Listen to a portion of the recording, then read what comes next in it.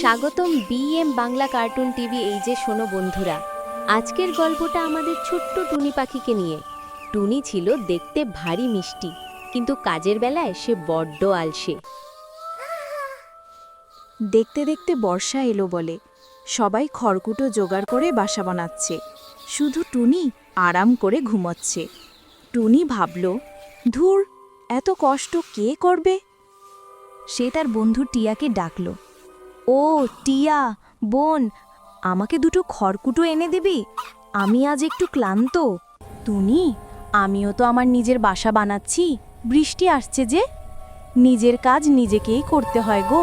যাও, তুমিও নিজের জিনিস জোগাড় করো। টিয়া উড়ে চলে গেল। টুনি আরেকবার হাই তুলে অপেক্ষা করতে লাগলো, কিন্তু প্রকৃতি তো কারোর জন্য অপেক্ষা করে না। হঠাৎ বিকট শব্দে ঝড় উঠল আর নামল অঝোরে বৃষ্টি। সব বন্ধুরা তখন নিজের নিজের তৈরি বাসায় নিরাপদ। আর টুনি, তার তো মাথা গোজার ঠাঁই নেই। টুনি বুঝল আলসেমি করে ভুল হয়েছে। সাহায্যের আশায় বসে থাকলে বিপদ বাড়বেই।